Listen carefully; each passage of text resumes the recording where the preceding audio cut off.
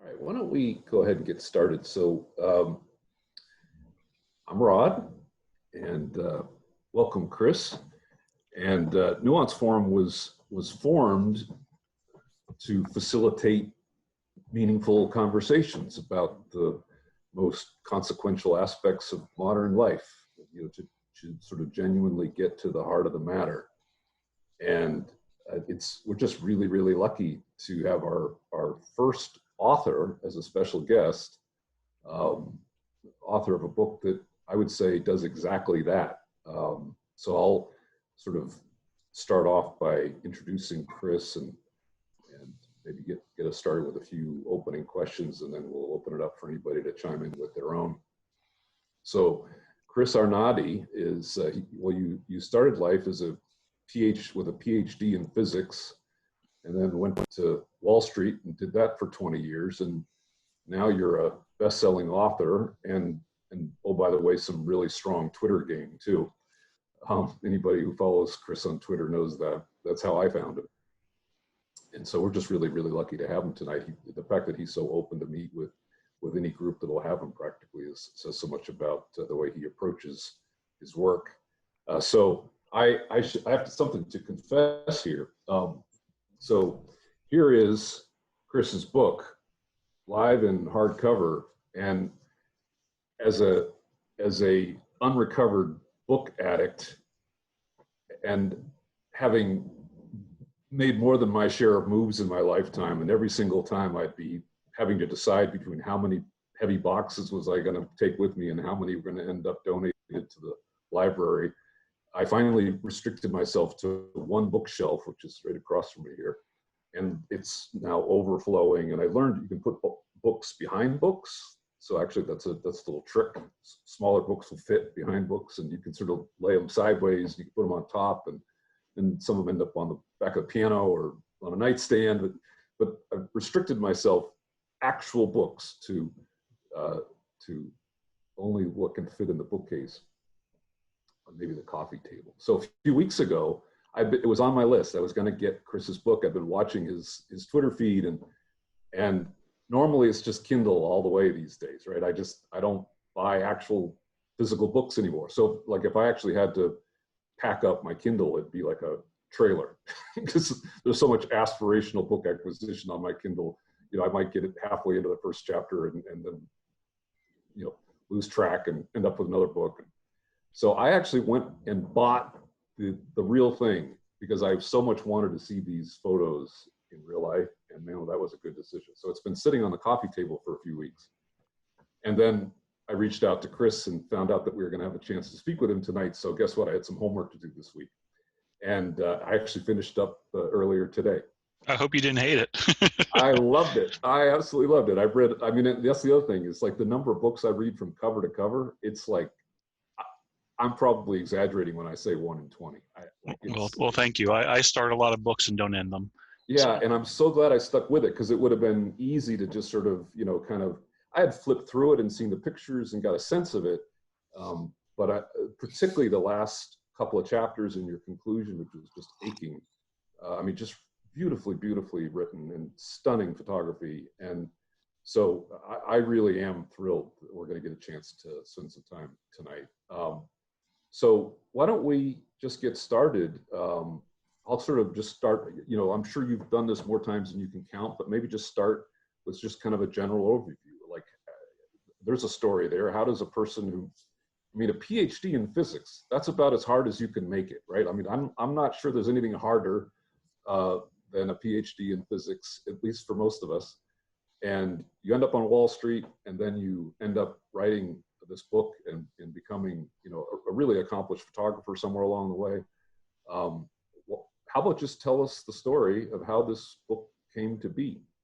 Well, thank you. And like I said, I'm always happy to talk to anybody. Not that you're anybody, but I wish I could answer quickly why the book happened. One of the things that's been hard with all the publicity is actually answering, when you go on TV, you have to, distill a 10-year project down to 15 seconds, and the one question I don't have an answer to is why I did it. I mean, a good quick answer. Effectively, if you look at the career, my path, I grew up in a small southern town, so it's not dissimilar to what you'll find in Tennessee, but it was in central Florida, which a lot of people, true Southerners, know that Florida, especially in the 70s, is very southern. We had, 500 people in our town. We had a railroad track to go through it, and on one side the blacks lived, on the other side the whites lived. And I got out of that town as soon as I could. At the age of, I went off to college, and I realized I was good at math, something I hadn't realized. And so the PhD in physics was kind of, believe it or not, the path of least resistance. It just kind of came naturally to me. But my entire life, and from there I went to Wall Street, and that was about kind of being tired of kind of just thinking in numbers all the time, and wanting kind of do something that was more real, and less kind of theoretical. Because I did cosmology, I did the stuff where the Big Bang theories and quarks and all that stuff. And on Wall Street, my life on Wall Street was basically, the first 5 years were great, and the last 15 years were kind of just sticking it out, and kind of this slow realization that I wasn't really wasn't the industry for me necessarily, but also realizing that the way I was thinking and the people I was surrounding by were kind of very limited in how I thought and how I looked at things. And it was all about data. It was all just thinking in terms of data. I literally was sitting behind a wall of computers, probably about 15 of them, just looking at flashing numbers, betting on them. And one of the ways I dealt with kind of dealing with being on Wall Street and more akin to what I was like as a child, was I would just walk on the weekends. I'd go on 20-mile walks, sometimes 25 miles, sometimes 30-mile walks. I walked the entire length of the New York City subway system above ground. I would walk. I tried to go to every bar in Brooklyn. And so I just walk around on the weekends when I could get away from the kids. And eventually those walks, as I became more disenchanted with Wall Street, especially following the financial crisis in '08, those walks became kind of a conduit to meeting people and thinking about things. And, kind of my therapy in some ways. And eventually I picked up a camera, and along those walks, I noticed that whenever I had my camera, people would always come up to me and ask me to take their picture. And also then, along the process of asking me to take a picture, tell me about their life. And so the walks kind of became this way of just learning in a very non-numerical way, just from people, and hearing their stories. And eventually the walks no longer became like a goal of just, walking the entire length of New York City, but talking to people. And they really just kind of meandered. I went through, all sorts of places. And I remember once I had kind of walked all of Brooklyn and all of Queens, and eventually I said I was going to go to the Bronx. And I remember going to work one day and telling somebody, "Oh, where are you going to take pictures this week?" And I'm like, "Oh, I'm going to the Bronx." And they said, "Whatever you do, don't go to Hunts Point." So of course, the first fucking place I went to was Hunts Point. And it's known as being a place that's stigmatized. It's the poor neighborhood. It's got the highest crime rate. It's got the most poverty in New York City, et cetera, et cetera, et cetera. And when I got there, I immediately, if you're old enough, you might remember there was an HBO series set there called Hookers at the Point, which they've seemed to have scrubbed from everything because it got such a backlash eventually. But it was about streetwalkers, prostitutes, which is what Hunts Point became known for, that and open drug dealing. So I walked into Hunts Point, and I think it was like 2010, and immediately was struck by all those things that they don't talk about Hunts Point, about kind of the more more interesting things. There was the drugs, there was the prostitution, but there was also a lot of artwork going on, and there was also 35,000 people just kind of living their lives. And what I saw there, and what I ended up quitting my job and spending basically 3 years hanging out with a bunch of street addicts, people who use heroin and prostitute themselves or rob to get money, who live under overpasses and in used cars or old cars or on roofs or in abandoned buildings. Basically homeless people who are, who shoot up heroin. And so I ended up spending basically 3 years documenting, I guess is the way, but becoming friends with this group of kind of 20 street addicts, 30 street addicts, taking their pictures, writing their stories, and just kind of, being a fly on the wall, as it were. And eventually I took that process, on the road. I started writing about it, putting it on social media. And I got a lot of response to it. So I like I said, I took the back seats out of my minivan and drove around the United States for the next 3 years. I put about, I think my car eventually died with 450,000 miles on it, but I think I started around 100,000 miles. I've been to Nashville. I've been to almost pretty much every part of the United States. And I kind of did the philosophy of going to places people told me not to go. So I think in Nashville, I guess, is it East Nashville, on the other side of the river was where I was, where, there's trailer parks. That's kind of where I was in Nashville.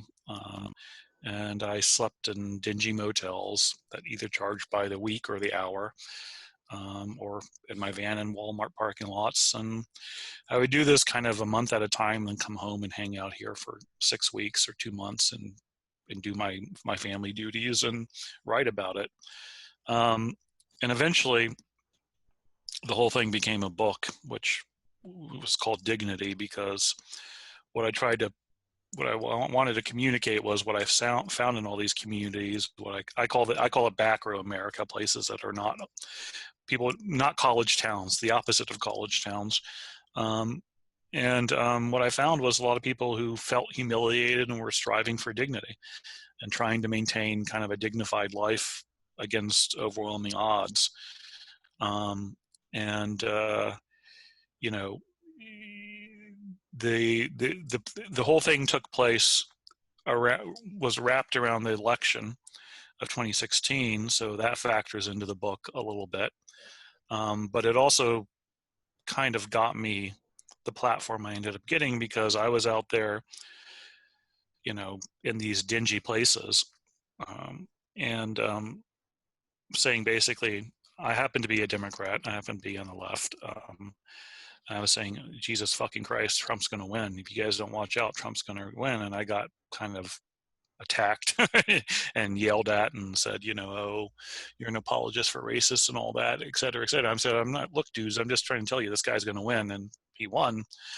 And so politics factors in to the book in a backhanded way. I think Trump is mentioned, 3 times at best.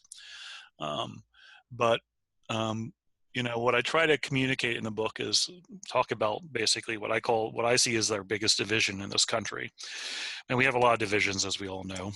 But I think the one I try to highlight is our educational divide, which is, kind of the places I was going where, no matter if they were Hispanic, Black, or white, or immigrants or not, where you kind of similar in that they were all basically people who had no more than a high school degree, or if they had college education, it was kind of community colleges, trade schools, or smaller state schools, and not kind of people who ended up going to Harvard, and the people who I had kind of spent the last 30 years around, both at Johns Hopkins getting PhD in physics and then at Salomon Brothers on Wall Street as a bond trader, and also in my neighborhood, Brooklyn Heights, which is an exclusive neighborhood, we're racially diverse group by and large, but we're also all very similar in that they all had the same life pretty much after high school. They all kind of went to the same schools.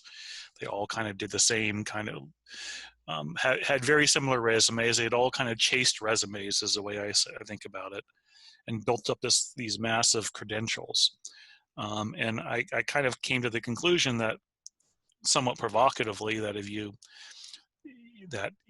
you're a Democrat who's a professor of sociology at Cornell, for instance, you probably have a lot more in common with a Wall Street bond trader than you realize.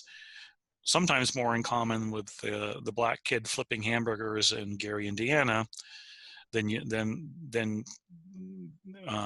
so I kind of talk about the educational divide as kind of the big divide.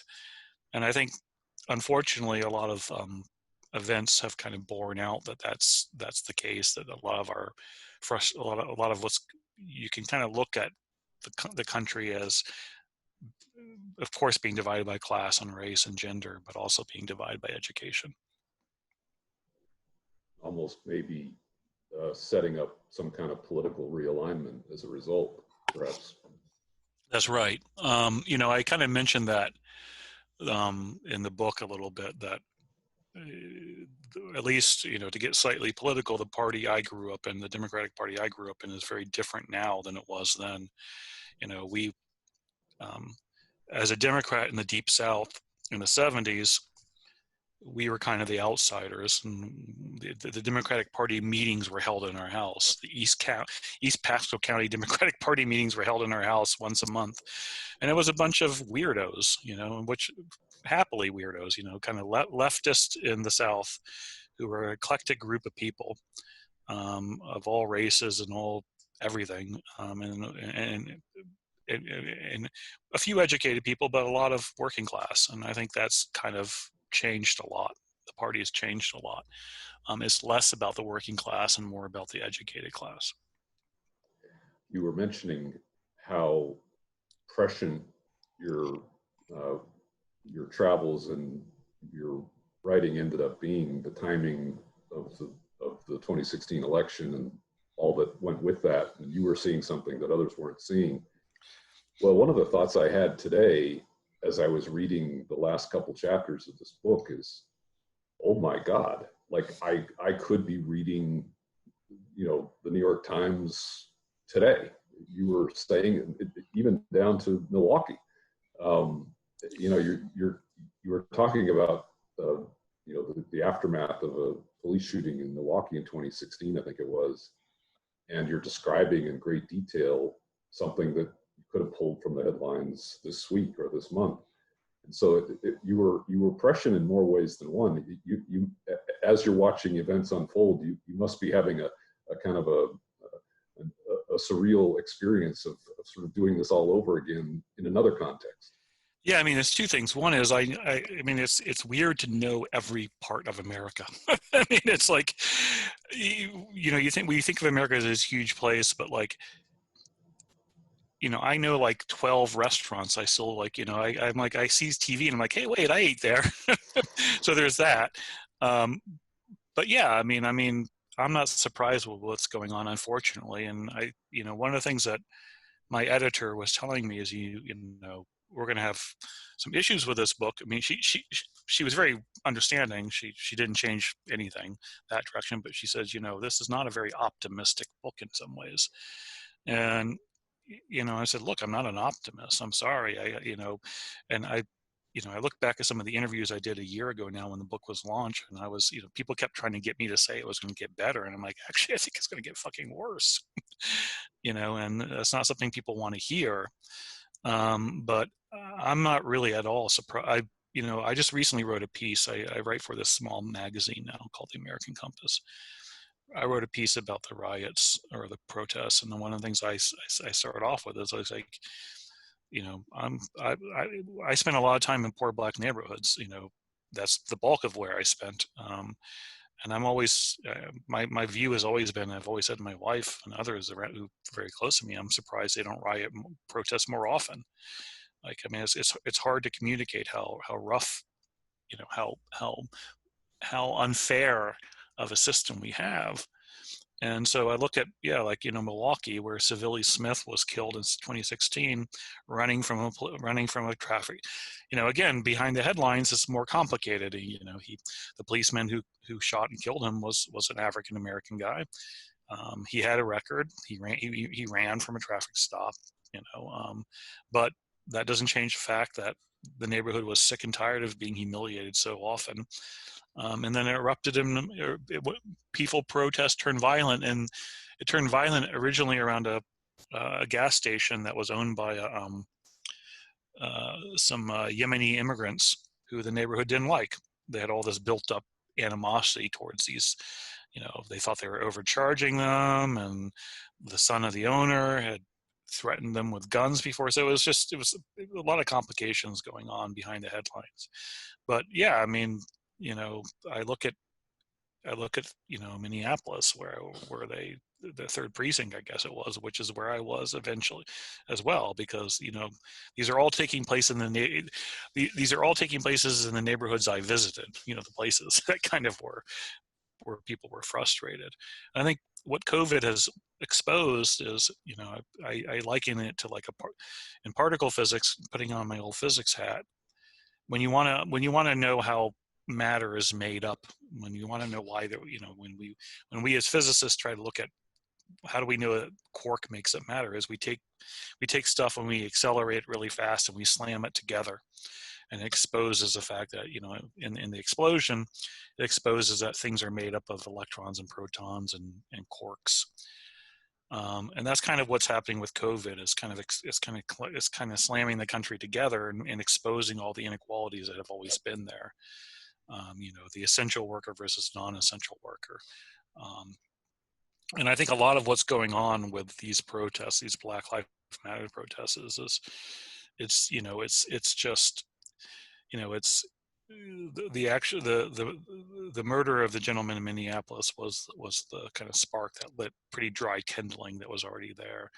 And a lot of people are frustrated from being, from what's happened over the last 3 months with COVID, in terms of forcing some people, people who can work from home, and and people in Hollywood singing, Imagine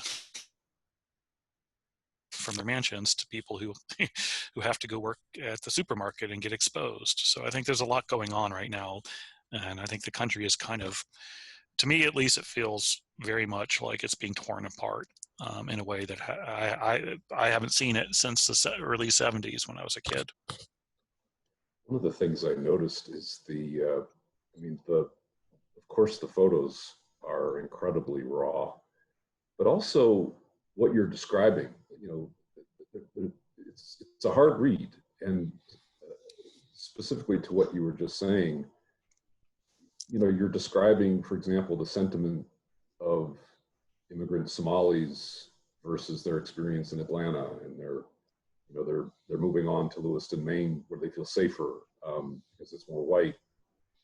And what I realized is that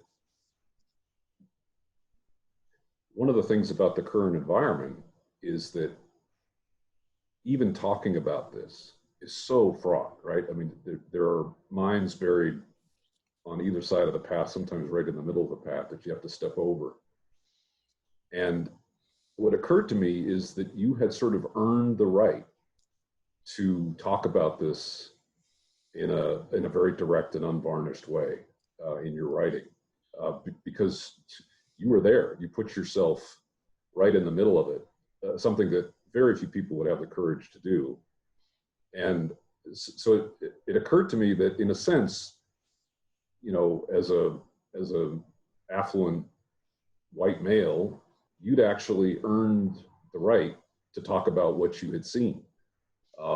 Obviously, you didn't, when you were writing it, you didn't know about current events, but you actually took it on in sort of an unblinking way. And I don't know if that's occurred to you, but very few of us feel comfortable talking about these issues because they're so fraught and so loaded, and we frankly don't feel qualified. I think, for one of the things is, I think right now is a hard time. It's just people's emotions are so raw. I don't even know if anybody wants to listen. It's interesting you mentioned the Somali thing, because I expected that to get a lot of pushback, because I was, for people who don't know, Lewiston, Maine is a town that up until 1998 was 100% white. It's a small mill town. It's, if you guys are mostly in Tennessee, you can think of a small mill town in Tennessee that happens to be in Maine, but instead of poor Appalachians, it's got Quebecois guys from white trash from, to use the term they use on themselves, white trash from Canada, working class guys and girls who are pretty rough. And in 1998, Catholic relief agencies settled one family from Togo, actually, a black family. And then by 2010 or so, 15%, 20% of the city is Somalis. And they had come from Minneapolis, actually, and Atlanta, where they originally were settled as refugees. And one of the shocking things, because I spent a lot of time with the Somalis and the whites as well, but one of the shocking things was when they told me point blank that they were there because they wanted to be in a white town, and they had gotten more racism from black Americans than they did from white Americans, and that they had actually left Atlanta and left Minneapolis because they were tired of being racially profiled by the blacks. And they had gone to Lewiston to be in a quote safe town because white towns are safer. And I remember, I asked everybody 8 times to make sure I'd got the quotes right, because I was like, I knew this was going to cause some problems, and then it managed. Nobody ever mentioned it to me. I think 3 people have mentioned it until tonight. But yeah, I mean, I think there's a lot going on that that I think there's a lot going on from the book that I think certainly plays out. Put it this way, I feel like I understand a lot of what's going on right now, even though I'm physically not there, because I had been there before. But yeah, it's I think the kind of what I try to communicate in my most recent pieces about the protests is that they rightfully happened. I mean, I think it's a justified anger that's being released right now. It's not necessarily playing out the way I want it to play out or the way I wish it would play out. It's not being rational. I mean, it's not rational to loot. I mean, you're just burning down your own neighborhood. And I think the looting has been the riots have been a lot worse than people realize. And it's been kind of kept down the down low for some reason. I think a lot of these neighborhoods have been really ripped apart, unfortunately. But I also don't think, a lot of the poor whites who were voting for Trump, it's kind of a similar things. They were kind of hurting themselves to spite others. It wasn't necessarily the right thing to do, but I understand why they did it. And in a sense of, if that, if you feel like the whole world is against you, if the way I liken to it, if you're playing a checkers game against somebody and they keep winning and you think the game is rigged, eventually you knock the table over instead of keep playing. And that's kind of what's happening in both these protests, and then also in the minds of Trump voters, or at least the poorer white Trump voters, not the CEOs who are just wanting a tax cut. One of the, and I've seen you do this in interviews I've watched too, where you'll sort of search for an answer as to the why, like, why did you do this? And, and it's clear that this is something that you just kind of followed the scent, I guess, you just kind of followed it. It occurs to me that somewhere the sort of prescient quality of this book we've already identified a couple of important ways. There are probably others if we thought about it, but the prescient quality of it is probably a clue to the why, right? There's probably something that you were picking up on, that you were following, that turned out to be, essentially a canary in a coal mine, if you want to think of it that way. So it just occurs to me that there might be a kind of a clue in the prescience of the book as to why all those years ago you started following your instincts. Yeah, I mean, I think I've always said that, I mean, the book in many ways started off about addiction, or the project, to the degree it was a project. And, you know, I actually, if you're in Nashville, you're pretty from, the part of Tennessee I know best is kind of Bristol area, kind of the NASCAR area, or I guess it's called what, the Tri-City region, uh, out there near Bristol, Right. Johnson City, and Kingsport. Is that it? Which is, yeah, but I mean, I remember being there and early on for the addiction. And I mean, to me, one of the things we think about it though, we tend to forget about suicide's a pretty traumatic event. I mean, it's a very human thing. I mean, animals don't kill themselves. Humans kill themselves, and it's pretty, excuse my language, is a pretty fuck you event. And the fact that people are out there dying, you know, prior to the COVID, we were having these deaths, these unprecedented amount of deaths from overdoses. And so, you know, what got me involved in this whole thing was I eventually saw addiction as a form of suicide, just a slower form, you know, but it's a form of basically not caring about your life and saying, who cares if I die? I mean, literally I had friends who were just, you know, I think it's well known now, but at the time it wasn't well known that when someone overdoses, the first question everybody else asks is, what's the brand of heroin? And they go out and try to buy it because it means it's pretty potent stuff. So I don't know if you guys know, but heroin comes in little white bags about this size, that are stamped with a brand name. Like one of them used to be called Obama. Another one was called Total Control. And I remember when someone overdosed on Total Control, everybody would, where can I get Total Control? What can I get? And they'd go out and buy it, because it meant that it was really potent. And sometimes they would write, before they would do a big, like a, you know, a speedball with Total Control, if they knew they were really pushing themselves to the edge to get that real high, they would take a marker and write their phone number or a relative's phone number on their body, so that if they died without, you know, without any identification, they would be buried properly. So, you know, it was just, there was just understanding that I'm going to go out and take this risk that could easily lead to death. And, you know, that's a form of suicide, you know, that if you're willing to take that much risk, that sort of recklessness, you know, of addiction is what I say is just suicide. So I started reading books on suicide, which is not great nighttime reading, but to me, that's the canary in the coal mine, that something's very deeply wrong in this country. If people are willing to take those, you know, people willing are offing themselves at rates that are just such high levels, that means there's something really, you know, deeply fundamentally flawed in our country. And so there was a while there where I felt like I was pulling my hair out, because I'm like saying, you know, back in 2012, 2013, when back in the middle of the Obama era, when the world was a great place and everything was great, I was like, I don't know, man, people are killing themselves.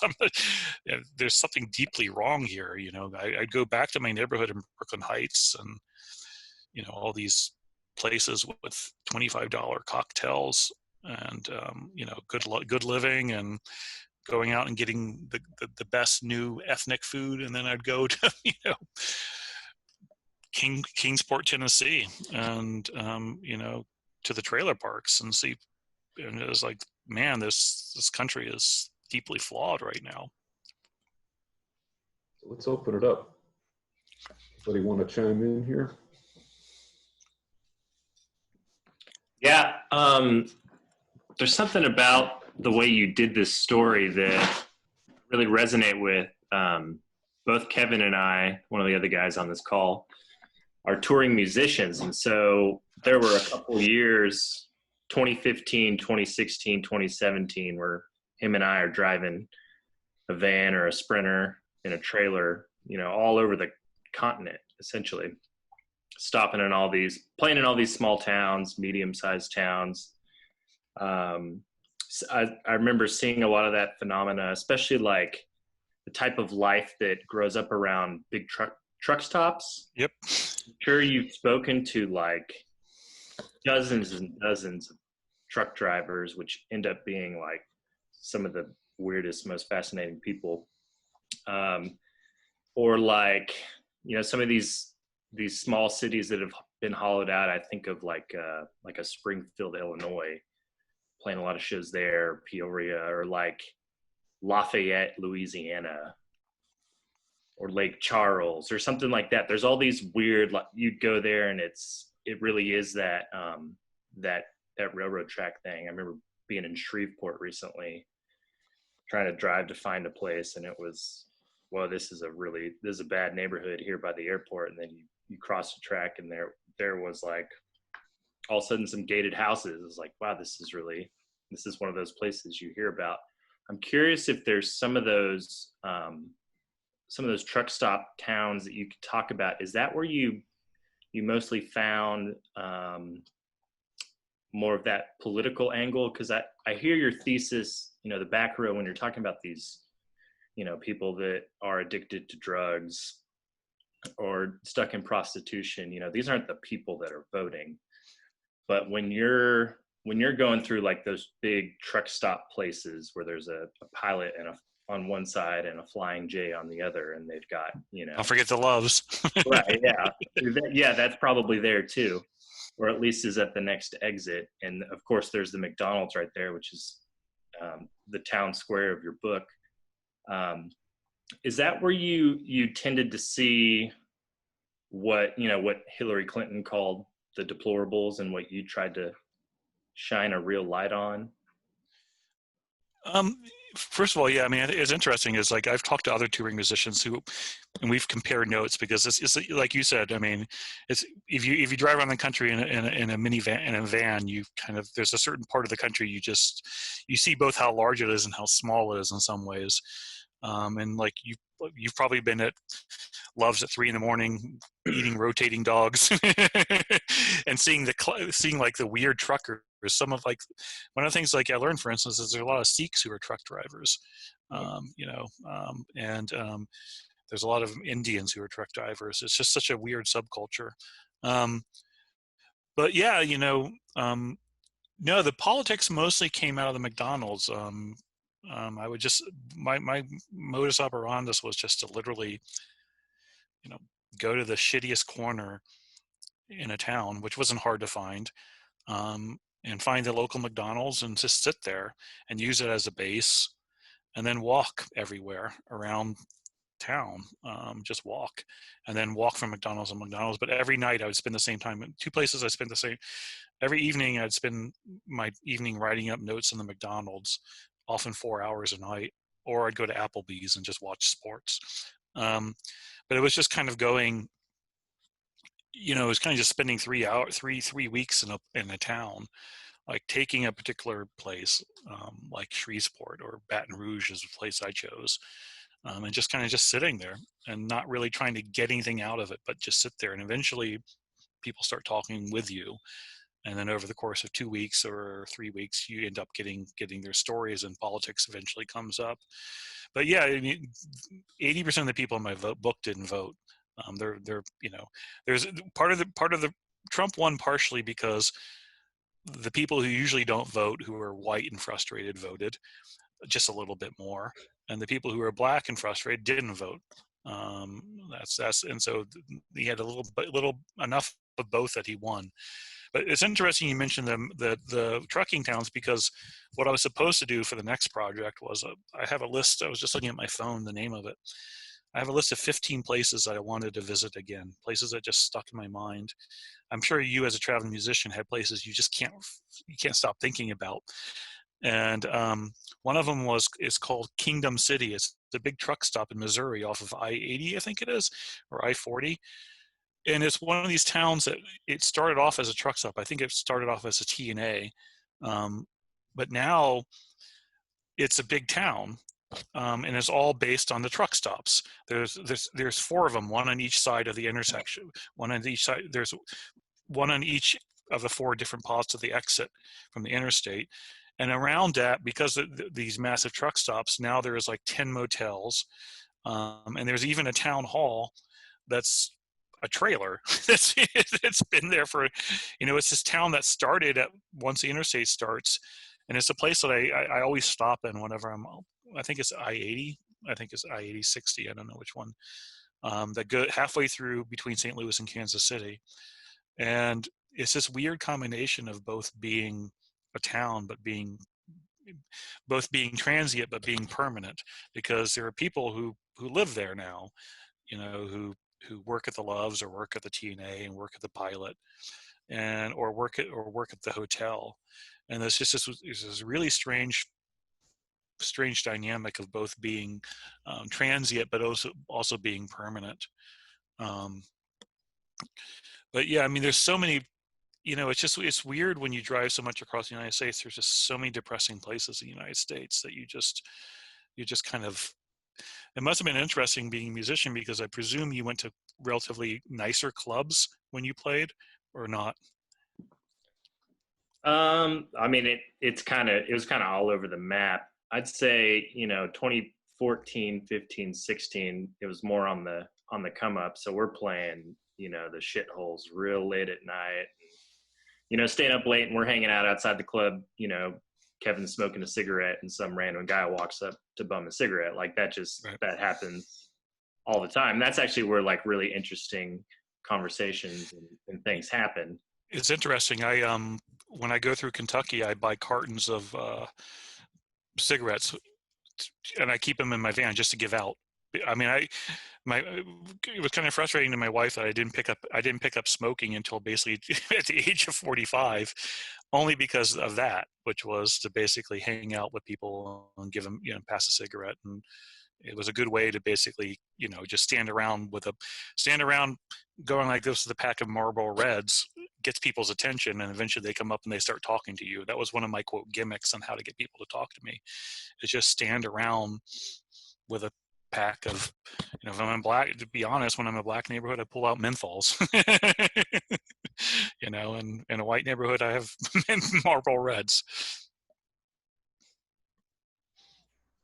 Yeah, I feel like, for me, it's, I have to think a little bit harder of some of the worst towns. Some of them really stick out, but, it's like, being a touring guy, being somebody from a bigger city, likes the bigger culture. It's like, we go to a big city or a medium-sized city, and we're going to basically just find like the white girl coffee shop zone, especially since the artist we played for, his wife toured with us. So, it's like, we're just finding the cute Instagrammable things. And so there's so much of that front row-ness that maybe you can find in some of those pockets, but there's so many places that are just, you would describe them as just like complete wastelands. Yeah, but it was interesting. You go to these complete wastelands, and there's always one, I call it one hipster coffee shop / restaurant shop / bar, that I used to say that it's almost like they took a Brooklyn bar and kind of from 10 years ago and put it in, Baton Rouge. Gluten-free and vegan. And so there, every once in a while, like a reporter would want to spend time with me or hang out with me, or someone on Twitter would find me, and inevitably they would try to take me to that part of town, which is just so not me. But one of the frustrations was it's like in Bakersfield, California, which is where a lot of my book is set. Bakersfield is a pretty rough town. And part of the reason I went there is because I'm a huge country music fan, and so I love Merle Haggard, so I wanted to go see Bakersfield. But a Wall Street Journal reporter wanted to spend the day with me, and he insisted we go to this. I knew exactly what it was going to be. It was the one restaurant in Bakersfield that's, quote, kind of like Brooklyn or Nashville. And it was hard to park.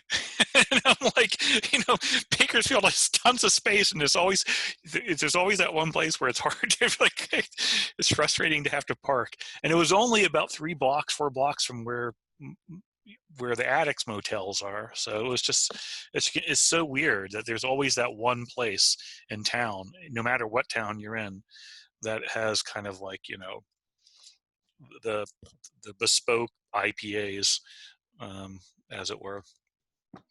Yeah, I mean, we've played Buck Owens Crystal Palace probably a few times now, and I don't remember ever finding a place in Bakersfield or like even like a Fresno. Some of those towns are. Yeah, I wanted to go. I didn't make it to Buck Owens Crystal Palace. I wanted to go, but yeah, big. So that whole area is it's only an hour and a half from LA, which is kind of amazing. People don't realize, like, wow, it's a different part of California. Mm-hmm. Or like a San Bernardino too. I mean, we played some honky tonk right in the middle of downtown San Bernardino, and I remember like this is downtown. This just seems like a bunch of just hollowed out like giant concrete buildings everywhere, you know. Yeah, I mean that area from basically up and down that valley there, but Bakersfield is rough, man. It's really rough, and I mean I could have spent 6 months there, but Bakersfield itself is a rough town. It didn't help that when I was here it was like 115 degrees, man. Yeah, it gets hot. It's, I grew up on the other side of those mountains, and it's, 30-degree difference. Anybody else want to chime in here? I want to tag in on this because actually that's so funny you mentioned that, Chris, that I was going to bring up touring because I felt like pre-2016 I remember coming back to Nashville, or actually 2016, right? And I was like, I think Trump might win. And my friends were like, nah, dude, like, get out of here. And I was like, I don't know, man. Like, America's not, like, it's not as, like, liberal as you think it is, man. Like, I've been everywhere. You go to Oregon, that's, like, some of the most redneck shit I've ever seen in Oregon. And you think of that as, like, the most progressive place in the country. Or, but it's only Portland. Like, that's it. Like, it's just, like, one little dot in the middle of, like, a state of cowboys, But so here's, I don't know, I'm going to try to direct this question like in a sensible way.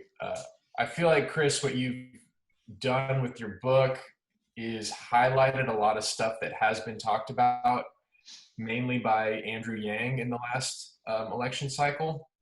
I don't know how familiar you are with Yang, but I feel like he is going to those places as well and having those conversations and like trying to figure out like how to fix it. Because I've definitely seen it. I don't know how to fix it, but it is tragic. And honestly, man, like, it's interesting you chased addiction as well, because I think that, that's just like a sign of hopelessness and like slow suicide. It's like if I had everything around me crumbled, I'd find as much mind-numbing substance as I could just to like get by. Like if I had no purpose or whatever, if like my family and friends and job and any of that stuff was robbed from me, I don't know. It's like kind of a weird thing. It's like, how much do you blame that on circumstance and how much do you blame that on like choice or whatever?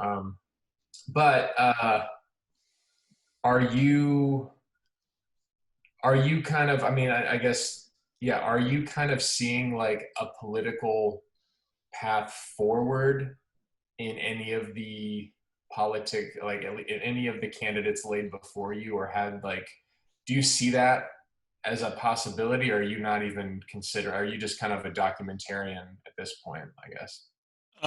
First of all, I think, yeah, it's interesting that both of you, I've had similar conversations with musicians who also kind of get it, or get it more than I think a lot of people, because like when you drive all over the country and you go to all these places, it's hard not to, it's hard. You escape your bubble, and you're forced to see like, wow, as you said, this country is not necessarily as progressive as I am, and it's a big place. Interesting about Andrew Yang is he actually lives in the same tiny town I'm in right now. We go to different. We've never met each other, but we go to different churches that are literally about 100 yards apart. And I should look him up. I mean, I like his stuff, and he gets it. And it was actually really, really nice to see that somebody gets it. And, that he understands what's going on out there. And I'm not necessarily down with all the solutions, but I think, UBI is a good way to begin. It's like, I think of it, I treat it as kind of like harm reduction. It's the first step, to kind of limit the pain, as it were. It's not going to solve everything, but it's kind of like giving free needles to addicts. It's something that at least, a little triage on the problem. But I kind of got criticized because the book doesn't offer solutions, because I actually am pretty negative, which, again, my editor doesn't really, my publisher didn't really want me to highlight, because I'm not, I've seen too much of the country to really get excited. And one of the things I'm frustrated with, and part of the reason I've been kind of quiet publicly, because it's not a popular position, because I don't think people are able to handle nuance right now, which is, I happen to be kind of a Bernie Sanders supporter. I like Sanders, I support him, but I don't think the country does. So, we're in a democracy where you have to get elected. And so it's one thing to have your views, my views. It's another thing to be a documentary guy and say, well, I have my views, but the rest of the country doesn't have my views. And I don't think so. It's kind of like what I actually see is, I think, Trump will lose because he's incompetent, and this whole thing is spiraling out of control and is catching up to him. And so Biden will be a caretaker, but I think where the really strength is, where the country is headed, is actually, I think, is Trump 2.0, a kind of a Trump who's competent. And that's what scares me, is that, I don't want that yet. The fact that I see it out there, I can't deny it. I think someone like a Josh Hawley, somebody like, a Tom Cotton, who kind of, takes the Trump thing, and kind of cleans it up and makes it more kind of smooths out the edges. And I think that's kind of where the country is headed. And again, I think for me to say that, people confuse the idea that maybe I want that. I don't want that. I'm just what I see. I think that, I think there is a lot of anger out there, and, the big bulk of the country that most people don't see is kind of angry, and they tend to be more white than black, and they're going to stick together. So I'm not very particularly hopeful. Even though I support Sanders, I'm not really hopeful that that's going to ever, at my most cynical, I think, if socialism comes up with fascism, people are going to choose fascism. They just are. And that's just, that's not something that's not a conclusion I happily come to. I want to say something. So thank you for writing the book and exposing more of the problem. I don't think it's necessarily your job to give us the solution. We have to come together, and other people need to come up and offer solutions. But what I see is that we have a third world country inside of, the richest country in the world. And so those solutions, hopefully are going to be drafted for a community or a country that is very much like people in third world countries. One of the things I remember growing up in Central America is that there are a lot of scholarships given to young children so that they have the opportunity to get out of their communities, and they get to experience what life is like in other countries or other communities, and they get a chance to get educated and bring that back to their own poor communities. I mean, there are lots of things that can be done. I used to live in the Bay Area. in Mountain View, where all the big tech companies are. And I used to always complain that all these companies spend a lot of money bringing professionals from other countries, right? But no one at the time, I don't know what they're doing now, but at the time, they didn't seem to invest in our own young people, you know, from poor communities. Why don't they do that? I mean, I agree with, are you Nicaraguan? Where are you from? Where'd you grow up? I grew up in El Salvador. Okay. Yeah. Yeah, I mean, I've been saying the U.S. is a third world nation now. You know, I think of Trump as kind of a Chavez character, kind of a strong man who. He's totally the leader of a third world country. Yeah, yeah. There's a difference between him and, you know, all the other guys. Yep. You know, or who was the guy? And was it Noriega? Was it Noriega from? Where was Noriega? You know. With Panama, right? Noriega was Panama, but it was basically, my dad's from Bolivia, so that's kind of where I grew up a lot, is kind of Latin America. So yeah, I mean, I think we're a third world country in that way. We're becoming more and more a third world country, where you have these elites kind of who live in the certain neighborhoods, the gated communities, and you have everybody else who just kind of, you know, is frustrated. In terms of the scholarship thing, part of the problem though is what's happening in the United States is everybody's all the smart kids, as it were, are being plucked from their communities and they don't go back. So you're having a brain drain. So if you're smart and you grow up in, you know, Bristol, Tennessee, you're probably not going to go back to Bristol, Tennessee, or Kingsport, or Johnson City, or you know, or Memphis. You're going to probably go to New York City or LA or maybe Nashville. But so the problem is that a lot of these towns, you know, I remember I was in this town, Lumberton, North Carolina, which I don't know if it made my book or not, but it's this really interesting town because it's 1/3 Black, 1/3 white, 1/3 Native American, and all three groups are poor. The smart kids have been siphoned off into this this special high school, which is great for them. I mean, all more power to them. That's what they should do. But they're not going to come back. I talked to all 20 of them, 20 kids, you know, all racially diverse, all interesting kids, are going to go off to college and not come back to Lumberton, which is their right. I get it.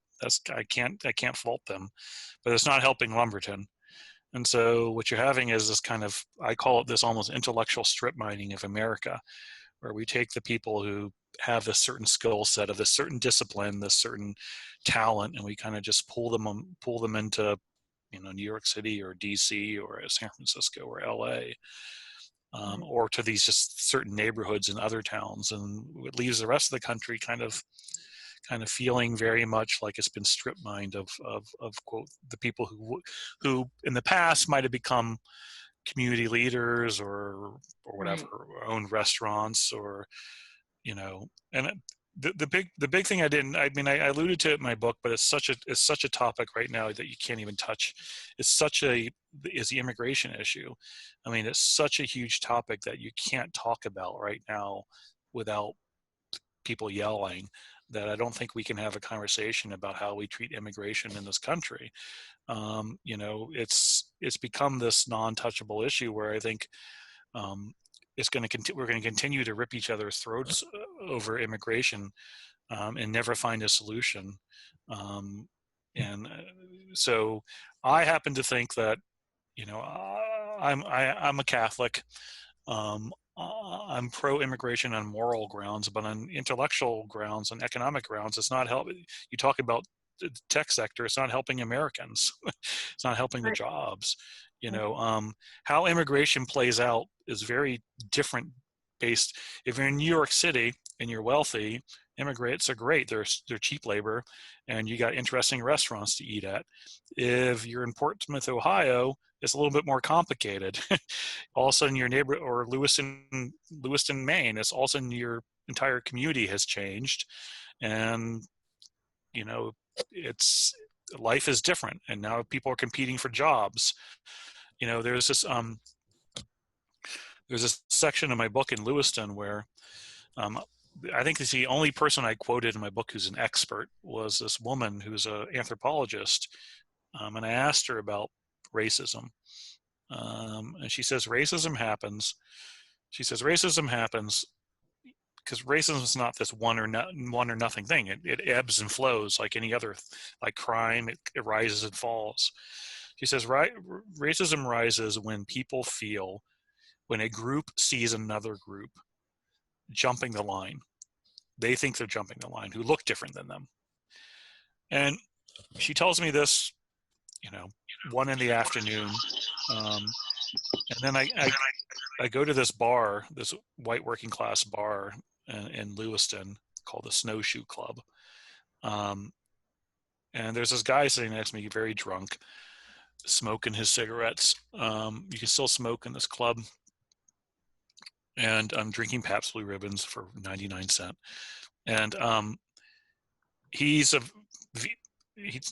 claims to be a Vietnam vet he's a loser. He's living on the margins. He's living in a tent sometimes by the river. He's got a bum knee that he claims was an injury in Vietnam. I don't know. I take him at his word. But he's surrounded by people like himself, white, who are frustrated.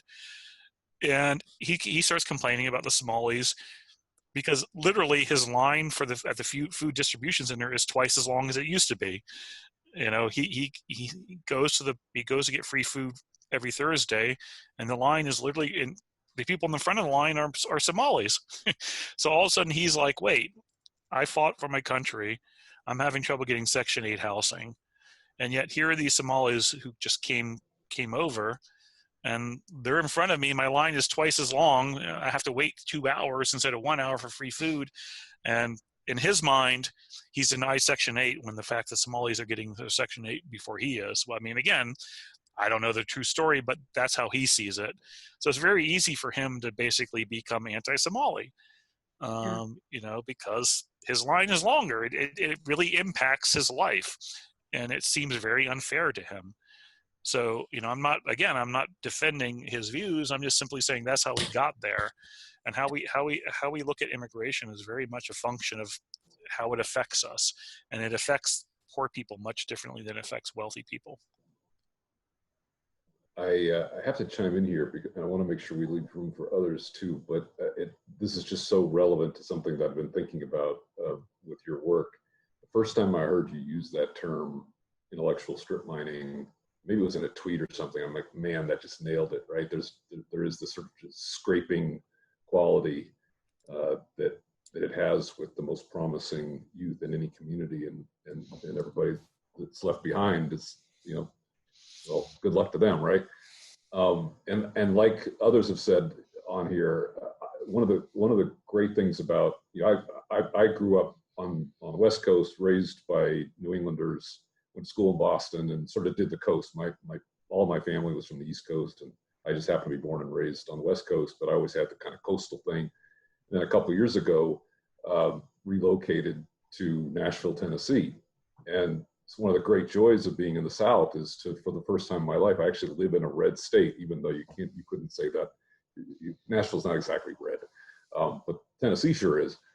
And then of course, this time of year, one of the things we love to do is just get in the car and just drive through the deep South. So we you know, done some road trips and just had some really terrific experiences. But you see this part of the country, you know, you go through, you know, all the cotton in Mississippi, and just the sheer sort of the poverty and the kind of the emptiness. Like there's this nothing happening, right? You just feel that it's just as everybody left.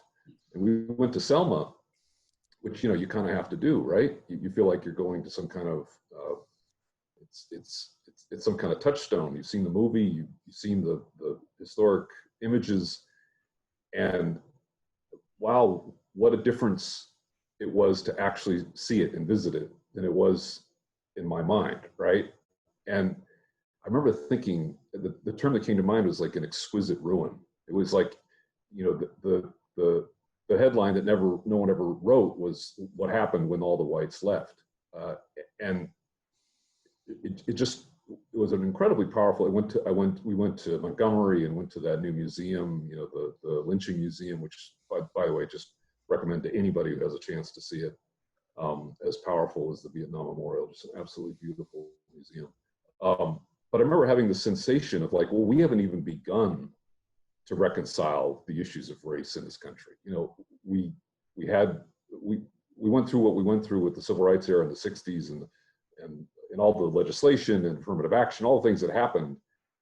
But the real implications of race in this country are so far from integrated and resolved. And places like Selma just really capture that. But one of the thoughts I had is, you know, potentially an optimistic thought, because like you, it's hard to be optimistic. But you go into all these towns, and they all have the thing they all have in common is it's almost as if they are running out of reasons to exist. You know, a lot of them, you know, when trade happened by the riverways or steel mills or various sort of manufacturing, that kind of thing, huge parts of the sort of middle part of the country are based on manufacturing and shipping and that kind of thing. And as those left, you know, the reason for the town to exist little by little is just kind of bleeding out on the sidewalk. And it occurred to me, though, that one of the things that they have, like if you want to think of it as a natural resource, to kind of stick with the mining idea, probably the greatest natural resource that many of these places have is affordable real estate. And they have infrastructure, they have sewage, they have, as you mentioned in your book, you know, the signal lights are still working. You know, there's a city there. It's just nobody lives there. And beautiful architecture. There's a lot of amazing things that these places have. And then you hear all the complaints of particularly the, you know, millennials and younger on the coast, where they can't even conceive of themselves of ever owning their own home. And it's almost as if, you know, the next sort of, you know, instead of go west, young man, it might be go east or go to the middle, because in many ways they're incredibly valuable resources.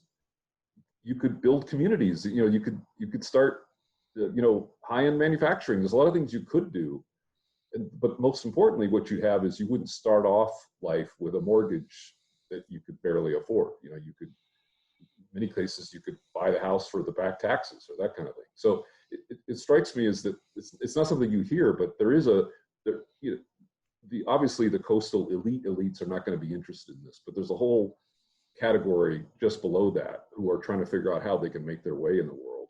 And there are a lot of these places that seem to offer a real potential for a fresh start. Yeah, I mean, I get yelled at periodically when I mention that on Twitter, because I guess the big anger on Twitter is basically what I call aspirational professionals, people who have, you know, postgraduate degrees and are like 28, 30, and are they're I guess they're called what, YIMBYs, yes in my backyard types. They want more. I'm like, you know, I remember taking a YIMBY thing and just doing screenshots of pictures I have of Great Gary. I said, there's plenty of places where you can move, man, that they'll happily have you. You know, I don't know why you feel like you have to live in these 5 towns. You know, like, you know, I used to say this to my friends who were artists who were bitching about being priced out of. I remember sitting in a bar in Red Hook, Brooklyn. My favorite bar, I think it's Bait and Tackle. I think it's closed now. But I would get there, usually get there like 2 a.m. after doing my work in the Bronx and just sit there and talk to people. And I remember everybody bitching about how the neighborhood was becoming too expensive. And I said, I usually bite my tongue, and eventually I just turned to everybody and said, when did you all move here? And they're like, oh, like 6 months ago, a year. Maybe that's why it's, you know, it's now expensive. But I'll tell them, it's like, go to Bridgeport, Connecticut, man, start an art community in Bridgeport. You know, you can get a shuttle pretty quickly between New York City and Bridgeport. The Amtrak will take you pretty quickly. like Buffalo, New York is another town, Reno, Nevada, Memphis, Tennessee. You know, there's plenty of places that will have you, and real estate's cheap. So yeah, I mean, that's to the degree I'm positive. I think that the solution is going to happen organically, as I think people are just going to be priced out. And I look at my own daughter who, like, you know, grew up in New York City. Like, she doesn't want anything to do with it. She's moved to like middle of Wisconsin, you know, and just wants to be kind of in a low key area that she can afford. And so I think that more and more, hopefully people will do that organically, as that, you know, I think Nashville is getting priced out now. Right. And I think some people will just, you know, maybe move to Bristol, maybe move to Kingsport, maybe move to, I don't know where people will decide, you know. Usually if you're like in a small industry like music, it helps to have a core group. So you might, you know, it's kind of like what happened with Marfa, Texas. Like, for some reason the people chose Marfa, like, you know, it's like, which I kind of laugh, is that they have a Marfa's expensive when there's like 10,000 towns like Marfa around them. But people like to cluster. But, you know, you can cluster in other places. You can, like, and you talk about, you know, to bring it back to Tennessee, is like, I'm just amazed with how depressing Memphis is. You know, South Memphis is where I spent most of my time. Is like, I was excited to go to Memphis because, again, as a music fan, I was like, oh, this is gonna be great. You know, I go, there's like 5 blocks that are great, and then you go south into where I end up spending all my time down. There's a hotel there I stay right near IHOP, right near Waffle House, right near a bridge that goes over Mississippi, where I used to stay, which was all black. But man, it's like South Memphis. Wow. I'm just absolutely amazed at how bad it is, and how people don't seem to know how bad it is. You know, I mean, I could write a whole book about South Memphis. And yet I think people have this image of Memphis as being something different than that. Anybody else want to chime in here? I had a few thoughts. Thanks for being here, Chris. Your book's great. I've gotten about a quarter of the way through the audiobook, and then also have the hard copy for the photos. I was wondering on the brain drain or the intellectual strip mining ideas, and I like Rod's idea of people moving back to, you know, people moving to these cities and small towns and stuff from the coast. And somebody mentioned about scholarships for people to be able to leave and go to colleges. I'd heard of a small town that I think worked with a local institution of some sort to set up scholarships for people in the town as they were graduating high school, that it would give them scholarships, but they would receive the money after they returned back to the town. So they would go away to college, and then they'd come back and they'd get the scholarship to kind of restart themselves back in the town. And that seemed like a great idea, to help bring people back, give them the opportunity to go to a good school or experience a bigger city or something, because I think that can be important for a lot of people. But then you get the opportunity to go back and be a leader, like you mentioned, or start a business or something. So that seemed like an interesting idea. I was also thinking, you said that you're not an optimist, and I get that, and I think there's a lot to be frustrated about, for sure. But you did name your book Dignity, right? And the subtitle of Seeking Respect in Back Row America, which to me seems to be hopeful, or at least putting it forward to have something to reach for. And I think your non-credentialism, I think is the term you use, faith, place, and race.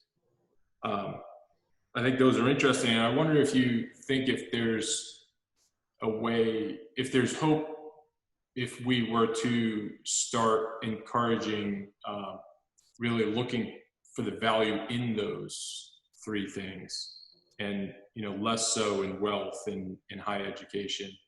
But if there's a way to turn things back a little bit and focus on those more, do you think that there's some hope in doing that? I mean, well, thanks first of all. Yeah, I mean, I'm not hopeful politically. I'm hopeful. The reason I called my book Dignity, the reason I am, I guess, I still do what I do and I like doing it, because at an individual level, people are great. Like, everybody treated me well, like I miss hanging out in Applebee's talking to people about, the 49ers, and one-on-one hanging out, smoking cigarettes with people, even people who have rough life. Again, the dignity of everybody comes through, and the decency of people at individual level come through. And where I'm not hopeful is how collectively we've decided to start strangling each other. I think the the you get at kind of like why I didn't offer solutions, because I think you're right. Like what I want, what would be great if we could just leave people alone and let them find meaning in their own ways, through faith, through place, through through music, through artistic endeavors, through bird keeping or whatever. But I feel like I don't know how we get there. How do we get to a culture where we basically leave people alone to do what they want to do? I remember, speaking of Baton Rouge, one of the things that always sticks in my mind is this moment, and it was just a really funny moment. But telling was, I was in a Waffle House outside of Baton Rouge, and I was the only customer, and the workers were talking, and I was overhearing them talk, and it was a young, kind of geeky white kid, probably about 28, and then the other woman was a black woman, probably about 48. And it was funny. I started listening because he was talking about, they were talking about workplace drama, which is always fun to hear about people's workplace drama taking place at a Waffle House and outside of Baton Rouge. And he was upset because I guess there's a fantasy card game called Enchanted, I think it's called, or something like that. I forget the name of it. But him and his coworkers would get together every Thursday night and play this card game. But he was upset because, in his words, drama took over and they started fighting, and he was just mad. And so he was bitching about how it was kind of like him and the coworkers play this fantasy card game every night, and he was mad now that it got all backstabby and fighty and all that. But then the older woman turned to him and says, like, what do you want out of life? Like, what do you want? And he's like, I just want enough money to have a job, and enough money to have a job to buy a house, to raise a family, and then to play my video games. Like, he just want, and I think about that all the time. That's what people want. They want to be left alone. They want to have the stability to kind of just do their thing, pursue their hobbies, and not be told that, they're wrong for doing that.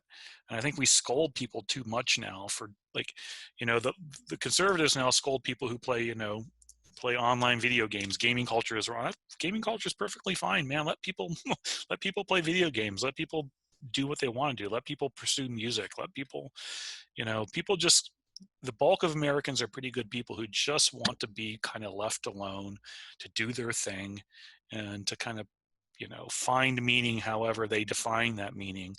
And I think we've just made it so stressful that so you go back to this idea of, sending kids back, getting resumes and coming back to their town. I think the problem is, that's great. I think that's a good idea. But the problem is like, I don't ever want to deny a person what I did, which is went off to college and saw the world. That's great. I'm glad I did it. I'm wearing my Indonesian shirt from Indonesia. I think there's a great life to be educated, but I feel like there's just a lot of people who that's not for. It's just not their thing, man. Like, they're not really into school. They're into, like, auto mechanics or barbecuing or whatever. And we should just build a culture that allows you to find as much satisfaction, fixing cars as being a professor, and I think that's the problem. How do we get there where we value whatever people choose to do equally, and not kind of feel like everybody has to do this one thing? Yeah, I appreciate that. mindset. And for myself personally, I feel fortunate that the way I was raised, I think most of my family has a sense of valuing whatever it is we kind of choose to do. You mentioned auto mechanic and so forth. Two of my brothers own an auto business and back home in Massachusetts, and they stayed in the same small town. Almost all of my family did, large family of 7 kids. And so they stay there and do the auto tech business and so forth. I'm one of the few that went to college and left and have never gone back to live full time. It's interesting. I was thinking most of the people here on the call maybe have left and their hometowns and now live elsewhere. And another part of that I was thinking about as far as leaving towns is, for myself personally, again, is I'm an architectural designer, have that as a passion, went to school, do that as work. And I think of moving home back to small town in Massachusetts. And it's not poor, doesn't have most of the kind of problems that the more serious problems that are in your book. But there isn't a culture there that I would necessarily fit into, and especially like with the career and the creative passion of working on architecture. And so I wonder if also partly in these towns, if a lot of them are factory towns or something, and then the factory leaves, it's a sole focus for both jobs and then any culture comes from that job base, I would imagine. What town in Massachusetts are you from? Douglas, Mass. I know Worcester, and I know Mount Holyoke, and I know. Yeah, it's about 20 minutes south of Worcester on the way to Providence, Rhode Island, and a nice New England town and fairly rural, small town. But I think it does have a little bit of these issues of more like the brain drain of just people moving away who go to college, and then many of them probably don't go back. Although there is a little bit of people moving there to commute to some larger cities, and so they have higher profile jobs in Boston or Worcester, Providence, and then live in a smaller town. So there is some of that, which probably helps it maintain more stability. So I wonder if there's a question. I guess it's just, I'm wondering if many of the people that stay in those towns, they lack a further education. Partly is that because there isn't any culture or jobs in that area to pursue, like for either bond trading or physics. Small towns wouldn't support that type of career. I think basically a lot of these towns, just like Worcester, how you pronounce it properly? I always get it wrong. Well, it's probably improperly, but Worcester. Worcester, that's right. Whenever I'm in Worcester, they always correct me. But I mean, Worcester, like Worcester. Yeah, I mean, I've lost my accent. It's more Worcester. Worcester. Yeah. That's another example of a place where, like, once you lose Lewiston's Worcester, but with Somalis. But when you lose the factory, everything falls apart.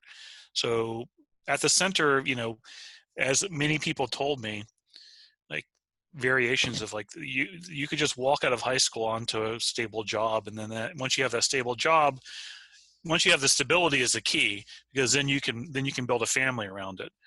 One of the things the right attacks, if there's a universal out there that I saw, I'm not a big fan of believing in universals, but if there's a universal, is everybody wants a family, however they define it. It doesn't have to be traditional family, but people want to cohabitate and create kids.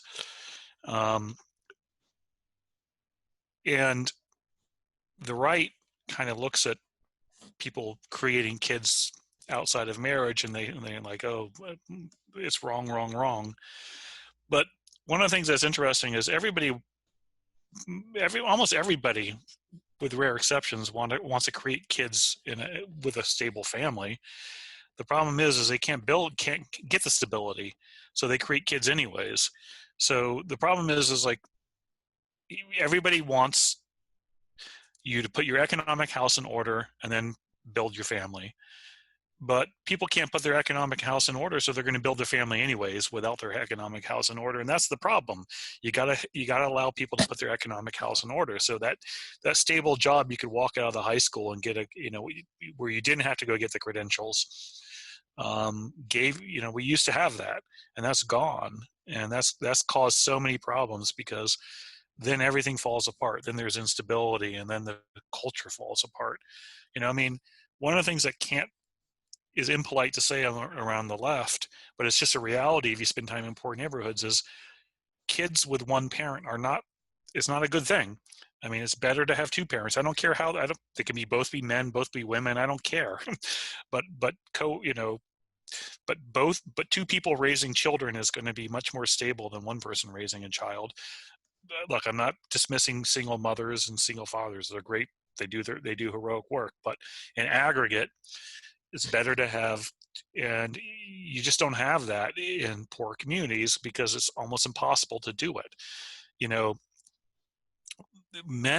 Women would like to have a stable male to raise a family with, but when there's not stable men around to raise a family with, they're just going to have kids anyways because everybody wants to have kids. One of the things one of those aha moments I had doing my work was I try to be as understanding of people as I could, but I can't understand, someone who's in my book, Takesha, it's like Takesha's pregnant again, 8 times, 9 times, she's going to have a kid. She's an addict. She's homeless. The kid's going to be put in foster care. Why she keep having fucking kids, man? And then the aha moment came is because the minute I saw her pregnant, I understood why she was pregnant, because that pregnancy was going to give her stability. It didn't happen, but in her mind, it was going to happen. She was going to have this child, and she was going to get straight, and she was going to reform her life for this child. She was going to do the right thing. And so it gave her a purpose, a stable purpose. Now, it didn't play out that way because, again, the addiction flared up and she's back on the streets. But, people want to have kids. People want to have families because it provides, especially for the women, it provides a very deep sense of meaning, a very deep sense of purpose that doesn't require credentials. You're immediately a mother. You have a role. And so the problem is that we make it very hard for women to have kids in economic, especially if you're poor in stable environments, because it's very hard for them to have a house and a job that they can have that stability around. But I think to your other point is I would never want to tell you you did the wrong thing. You did I got the hell out of my town when I could. It wasn't for me. Just some people just aren't meant for their hometown. You should go off and do as much as you can in life. So I would never tell anybody not to to stay in their hometown against their will. Yeah, I got out of Santa Barbara, hard to do, but I did it. And so again, I don't want to tell people, especially younger people, not to pursue their dreams, and if that means traveling. Hey, Chris. Oh, sorry. Go ahead. No, go ahead. Sorry, I was late. Hey, Chris, my name is Eric. There's another Eric. So I haven't read your book yet, and I'm really excited because I think it's so connected to.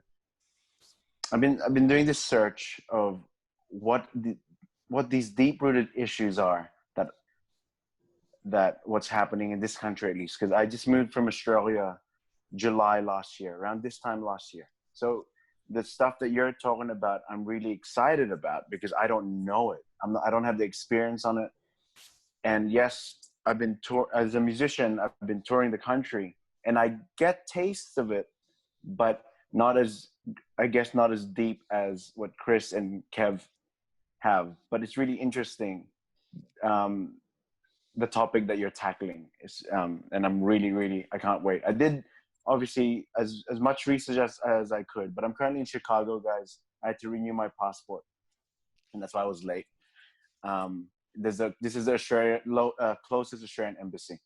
But what I wanted to tackle, or at least talk about, was this brain drain idea of people leaving, trying to get better in their lives. Because I guess my life is like, I'm in generations of that ideology, not that ideology, but at least that chase for something better. Because one, my parents left the Philippines to Australia for me and my sister to have a better life. Then I left Australia to try to pursue something else. Everyone's always leaving, and I'm trying to look at this problem of like, maybe there's, maybe this is my blind viewpoint, but it's like there's this beautiful thing about crap places, or places that don't have the resources, for at least for my lineage, because it makes people leave and pursue something else. But I was talking to my cousin about these oppressions and these ideas of like what America is doing wrong, and we're leaving all these people behind, and sometimes they blame white people, just like, oh, it's white people, or it's the patriarchy, or it's toxic masculinity, whatever, it's causing all this stuff. And then I was talking to my cousin about this idea, and I wanted to know what you think about it. About it doesn't, like, Elena, sorry, was that right? Because you talked about it, that we're in this third world country now anyway. It's the same. In the Philippines, there's still people oppressed, and they're all the same skin color. So it has nothing to do with color. It has nothing, like, there's still these oppressed people, like, and I'm like, we're sort of tackling this problem and naming an invisible enemy, and yet you just change those words and you look at another country like the Philippines, who's very homogenous, and it's the same thing. There's poor people, drug addicts, the same kind of issues. And I'm like, I think right now what you said, that we can't be nuanced at the moment, yeah, I think you're right, because right now we're blaming something so, oh yeah, white people, that's the issue. And I want to know what you think about like the parallels of other third world countries, and what are we doing the same that's causing the same results? Because they also have the same, Philippines for sure, like third world countries for sure. I think, first of all, you don't have much of an accent. Filipinos tend to, I can bring it out if I'm hanging with fellow Australians. I think that I know that in other countries is not a matter of race, but it's still a matter of class. Yes, yeah. I was going to say it's class. And classes are very are linked to races. You know, we have to go back to hundreds of years ago to understand this. So typically, white people the higher classes have been, you know, more with white people. And I think that's where we kind of the lines get blurred, because now we're saying is the white, but in reality is the higher class, or the people with what's the word? The privilege, right? That also exists in Latin America and in the Philippines and in many other countries. I mean, I tend to see things as more class than race, but they're intertwined. Certainly in Latin America, they're intertwined. Yeah. I mean, you know, I certainly know this from having grown up or been very familiar with Bolivia, where, I mean, you have a massive inequality in the out group. The people who make up the bulk of the poor are indigenous people. Indigenous. You know, who speak Quechua. You have to remember it's the Europeans that came to Latin America, and they're the ones who, you know, were the higher class. And probably something similar happened in the Philippines too. But I do think that the problem is that it doesn't, even if you're uniform, if everybody is the same skin color, people are gonna, there's gonna be people form hierarchies, and that's just how that just happens. The problem though is, the problem as I see it is much more of how much do you punish the out group. Like, you can have an out group and in group, but the question is how much do you punish them? And I think in the United States we've gotten, or at least over my lifetime, we punish them more than we used to. And in third world countries, you punish them a lot. You know, I just spent, it's not the same as Manila, but I just spent 2 months and spent almost a year ago now, I think, in the kampangs, the slums of Jakarta.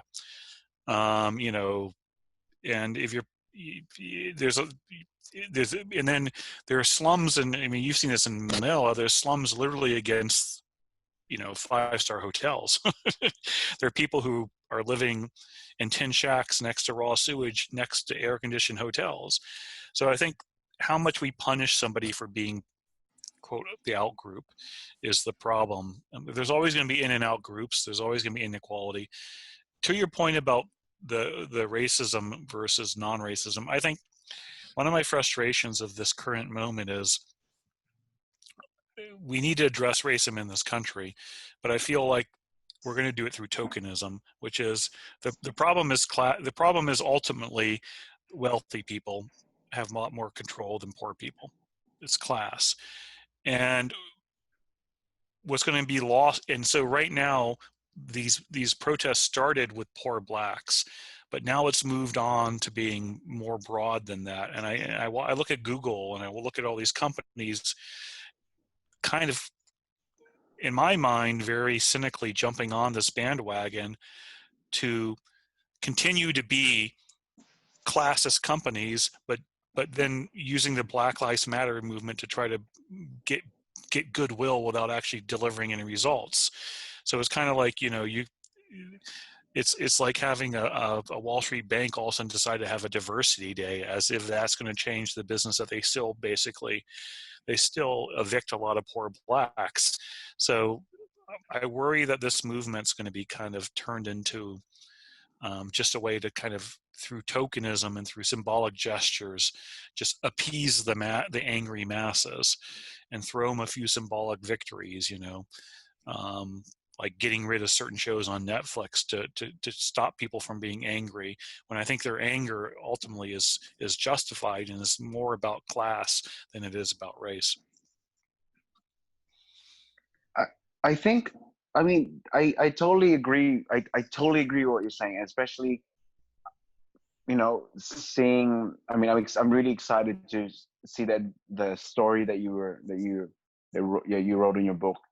And I think with this, what's happening is when we, and this is what I dislike about it and what you said exactly, is when we're trying to give solutions, it's just this, okay, delete the show on Netflix, and it's, or whatever. But then it's starting to just, it's going the wrong direction as we're appeasing the masses.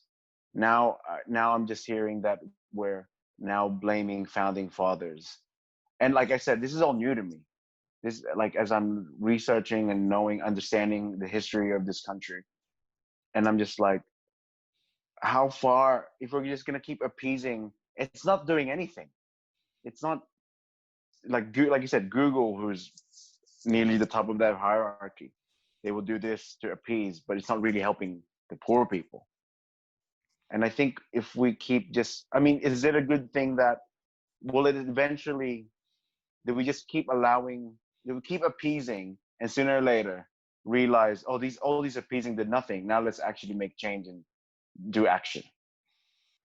Actual real change is very hard, and I think that powerful people don't want to give up power. They're not going to give up power very easily. Yeah.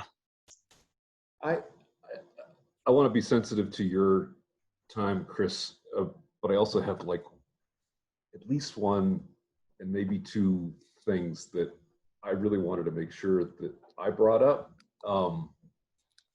So in this group, we are often finding ourselves sort of tiptoeing into conversations about meaning, purpose. We sort of pretty determinedly try to avoid too much politics, although there's always, we'll brush by it here and there, but we try to avoid polemics. And we're not a religious organization at all, although there are some believers in our group. But we are finding ourselves, as we sort of wade into difficult topics, we're often trying to find a vocabulary for talking about, that great Feynman quote, I'd rather have questions that can't be answered than answers that can't be questioned. So we're often finding ourselves wading into these kind of big philosophical questions, sometimes theological questions. And so when you tackled religion in the book, I was so glad when I got to that chapter that you talked about how consistently the back row folks were believers, were active churchgoers. And he described your own journey as, essentially a self-described atheist that at least in the book you had started to sort of pivot to maybe something more like agnostic. And it was interesting you brought up tonight that you attend a church, which makes me wonder. And by the way, I'm not a churchgoer, although I was raised in a religious home. So it made me curious about your own journey, and two, I just want to give you an opportunity to talk more about that it seemed to be so consistent among the people that you were meeting that they were believers. Yeah, I mean, probably the biggest change in me and the biggest thing I notice is faith, religion. Like the way we, the educated class, the front row, talks about religion and thinks about religion is so fucking different from how Americans think about it, a lot of Americans. And one of the things I'll say to the gentleman from Australia, which is what I say to everybody who's a foreigner, is what a lot of people don't understand is how religious Americans are relative to Europeans. We're a pretty religious country. And I think it's hard for Europeans to understand America without understanding that. I think it's easier for you guys if you're in Nashville because it's hard to if you're surrounded by country music and all that, you recognize that America is very, very religious. But for me, it was kind of going from being an atheist to kind of a person who attends mass more than at midnight. But can't attend now because of COVID. But it was kind of probably the biggest change for me was the arc of my life has been largely one from being really a math nerd, rational kind of, not a hardcore atheist who would kind of scold people who attend a church, but certainly in that direction, to someone who attends church. But it's more than just that. It's more that I'm become very much more understanding of people who approach life in an intuitive way, who treat the world as being kind of mystical, and every form of kind of non-rationalism I have a lot more respect for, because I think this kind of closed-minded, data-obsessed rationalism is very closed-minded, and in many cases just it now kind of grates on me as being very limited in the way it thinks about the world. I remember when I walked into the Bronx and started hanging out with addicts and prostitutes, I really did expect all of them to be atheists like I was, because I figured like if anybody had been screwed over by life and it was unfair, they had. But it was exactly the opposite. They were all they all had Qurans or Bibles or were into witchcraft, or I mean, they were the most kind of faith-based people I had ever met. And that made me think, as a scientist, like, okay, maybe I'm the one who's got it wrong, because here they are having to deal with life. I'm the one who's actually protected and bubbled, and consequently not seeing the evidence for, I'm limited in what I see about the world. They're the ones who see much more of the world than I do, and maybe their conclusion is the right one, and I had the wrong conclusion. One of the things I say is that atheism is an intellectual luxury. It's easy being an atheist if you're wealthy, because death kind of feels like this very far away thing you can control, and then you feel like you can control everything. Certainly as a bond trader, being kind of at the most successful level of kind of the most egotistical people out there, they really do think they have it all under control. They think they can solve it all. So it's very easy to come to the conclusion that mankind is kind of can figure it all out. For me, religion's about a humility, understanding that we can't, as humans, figure it all out. That there are just answers we're not going to get to, and that you have to just use your intuition and maybe, the Bible or the Quran or these other religious documents are as good a guide as what I had done before, which was the Big Bang. And I can also, at a very intellectual level, go toe to toe with the people who can say the Big Bang solved, the current scientific consensus of how the world began. I can go toe to toe with them, tell them that it's pretty lacking, that, it doesn't answer ultimately the big questions. Like, I mean, it fills in a lot of blanks, but it doesn't get to the questions that people want to get to, the true metaphysical questions, like why the fuck are we here? And what's the point? I mean, it doesn't do anything in that direction. It just comes up just as short as the Bible does. So for me, being religious or understanding religion is about humility, understanding that mankind, humans are limited, and there are things we just will never get under our control and can't understand, and we have to recognize that, therefore we have to move towards an intuitive understanding of faith. One of the things I was so glad you mentioned in that section was you brought up the subject of evil, and that they had this kind of intimate sense of the dark side. Yep. And that, it as soon as you explained it that way, it made a kind of sense, right? Like that was the sort of aha moment where you might expect them to have lost all faith because of the circumstances, but actually be constantly confronted with evil, with the dark side, with their own fragility, with just the sort of, the insecurity of life itself. It makes a certain kind of sense that they would seek comfort in religion. I couldn't help but think, was it Preacher Man? Was that the guy from your summer job? Yeah. The minister who there is a quality in your work. There is a kind of, it's a secular kind of what's the word I'm looking for? You might be the only one who would do what you did. It certainly takes a rare person to sacrifice as much as you sacrificed, and to be so drawn to it. There is almost, the word is too loaded now, but an almost evangelical quality. I don't mean it the way we use it now, but I'm groping for another word. But there is something almost pastoral about what you've done with this work, and maybe Preacher Man had a certain intuition about you. Oh, preacher man. I tried to find him when I went home. I couldn't find him.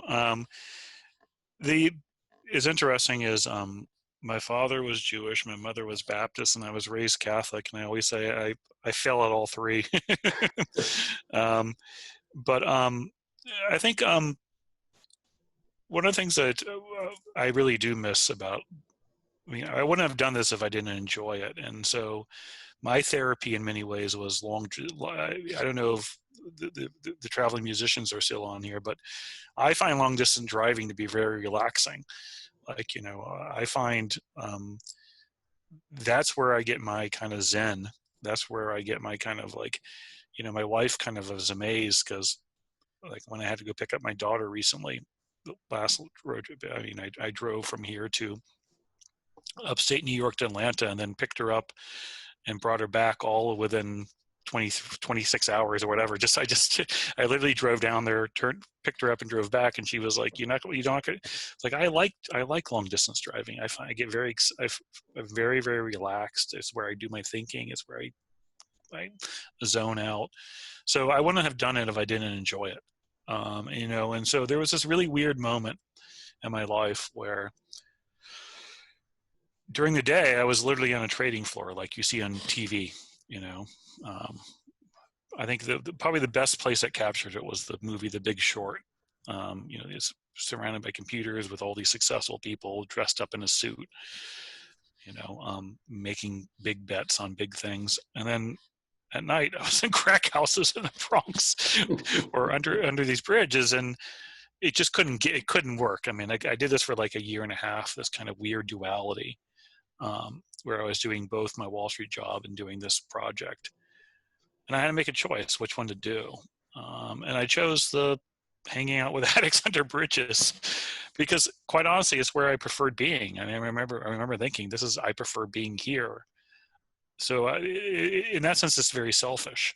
Like I preferred, the person who mentioned like hanging out outside of bars after shows, smoking cigarettes. I love that, because you're just talking to people and you're interacting with them on a personal level, and there's not a lot of egos going on. And if there is egos going on, it's pretty laughable egos, kind of like transparent, and so it just was more comfortable to me at a personal level.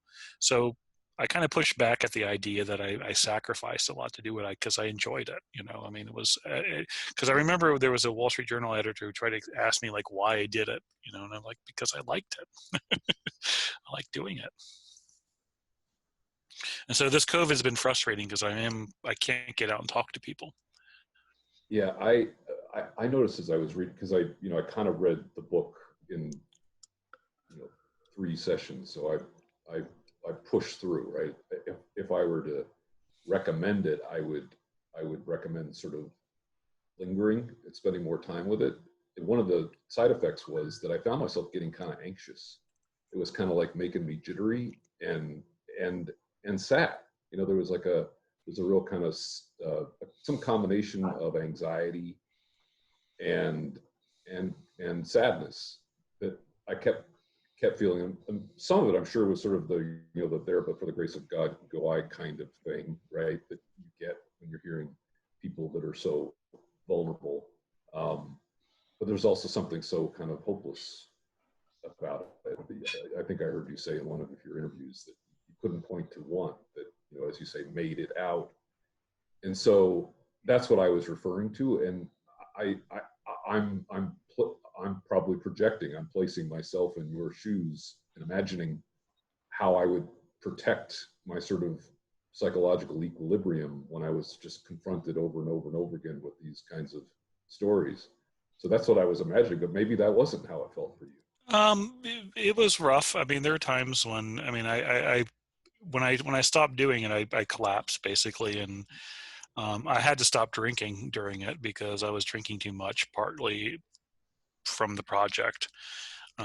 So I went cold turkey halfway through the project because I had to, because it was just part of when you hear so much pain all day, you find you go to Applebee's at 10, all of a sudden it's 2 a.m, and you've done 10 beers, like, fuck. And, partly it's because you just, of the accumulated, but one of the things I wish I had done more, and I try to do in the book, is the humor, because there's a lot of fun moments, it's hard to say fun, but, or just absurd moments of humor, which I kind of kept me going. I'll never forget, like, one moment when it didn't make the book, but I think I wrote it and the editor cut it out, was, I'm here with, there was this place, there's a shooting gallery, they call it a shooting gallery, where you shoot up, which was above an Amtrak, which was underneath a pedestrian bridge above an Amtrak rail line in the Bronx. And to get there, it was dirty as filthy, but to get there, you had to crawl along a pipe. And I'm 6'2", about 220, and it's a tight fit. And along the pipe is filth and needles, and I fucking hated going in there, because I'm kind of claustrophobic. But once you get in there, it's this open space, and it's filled with dirt and needles and people, and it's chaos there, and whatever stuffed animals they stolen and turned into whatever. And so I'm there like 1 a.m. I get in there and we're talking, and then all of a sudden Shelly comes in. Shelly is this transsexual prostitute who's hilarious. She's tiny, and she comes in and she has this big coat on. I'm like, Shelly, what the fuck are you doing with this big coat? And then she pulls out from the coat an ice cream cake, an entire fucking ice cream cake she had stolen because it was somebody's birthday. And so we had a little birthday party with this kind of semi-squished ice. And of course, I'm kind of feeling bad laughing because she stole it from, I'm sure she stole it because it had some, like, happy birthday Jose on it, first, like, happy 12th birthday Jose. It was meant for, like, Jose who's 12. But instead she stole it, and she had managed to steal this whole ice cream cake, and so there's moments like that were just like, it was just hilarious, and it's kind of feels bad laughing because poor little Jose lost his ice cream cake, but there are sweet moments like that, and that kept me going and kind of like made me kind of still look back every once in a while. And Shelly still texts me every once in a while, and every once in a while I ask her, like, if she got me an ice cream cake. But there's a lot of stuff like that went on that kind of just kept me going, and that made it kind of worthwhile. I'm wondering if you felt resonance between a moment like that of somebody stealing a birthday cake. Does it make you think back, like, your time as a investment banker? Do you feel like maybe there's a little bit of that, like, Catholic paying penance to some of the destruction you might have seen with all the people treating society as numbers and inputs and rational mathematical equations to produce the most productive, efficient economic outcomes, and everything left in between? Yeah, I always say that if I take 100 traders, if they had grown up in the Bronx, 88% of them, 90 of them would have been drug dealers, because that's the same gimmick, man, same shtick. You have to hustle for a buck, and one of them's legal and one of them's not legal. So I kind of respect both of them in many ways. I prefer kind of the illegal one, because at least it's, there's a lot. It's the same. It's kind of like, I respect people who kind of got, one of the things that's hilarious is to think that people say that addicts are lazy. Man, you got to clear $100. You got to clear $100 a day, and you can't be lazy getting $100. Like, I think of another one of Shelley's things that I always laugh about, and again, it's hard. One of the things that I didn't write about, or maybe I didn't, is she's a prostitute, And the last thing a prostitute wants to do is have sex. So what they try to do is they try to get their they call them dates, the people they're with, as fucked up as possible, so they don't have to have sex with them. So they're often running drugs for them, and so the whole process of hiring a prostitute is as much about that prostitute getting you drugs. So Shelley likes to rob her customers, and so she has various ways of robbing them. And so I think about this because I have a cup of her keys here. Whenever she would go into jail, she would give me some of her possessions to hold. And one of them was a cup of keys. Like, Shelley, why do you have a cup of keys? And she's like, well, when I'm in the car with somebody, and they say, I want you to go buy me drugs. They give me the money for me to buy them drugs and come back and then give them the drugs, but I want to steal the money instead of going out and buy the drugs. So I have to convince them to trust me. So I give them a key and say, this is my house key. You can hold it as, as collateral. And then she runs off and doesn't come back. She just steals their money. So, there's a direct line between that and the ways people made money on Wall Street. I mean, it's not very different from some of the schemes we cooked up, just a little bit more raw and a little bit more real. So I think there's a lot of similarities. In terms of the penance thing, that's, like I said, I'm also half Jewish, so I think there's a lot of Jewish guilt as well. Chris, what I wanted to ask was, you said that religion, I guess with the people in these situations, religion must help. There must be, I try to be, comedy and humor to me is so important. And what you're saying is there must be, that must be a thread, humor, to be able to handle that life. Right?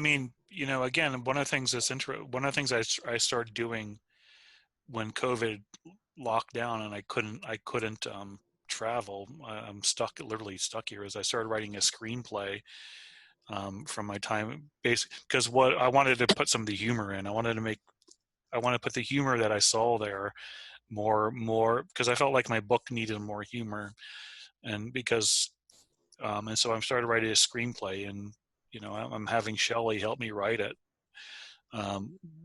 that focuses on the humor that took place, like her stealing, her robbing her customers, which, again, is dark humor. But yeah, there's a lot of humor that people need to, it gets you by. It helps deal with the absurdity of, there's so much absurdity, and I think the best comedians are people who grew up in rough situations, because they can understand the absurdity of life a little bit better. So how about we, if you're on the East Coast, Chris, we're, somebody is that you, Eric? Why don't we land this plane? First of all, thank you so much. This was sort of part of our idea, which is that we would form groups that would just get together for the fun of having conversation, getting to know each other, and building trust. And if you do that enough, you start to get comfortable saying what you really think. And that's sort of the whole idea behind Nuance Forum. But then occasionally bringing people who are experts or who have thought deeply about a particular subject or written a book, or to sort of, invigorate those conversations. And so you're our first author. We've had one pastor come and talk to us, which was interesting.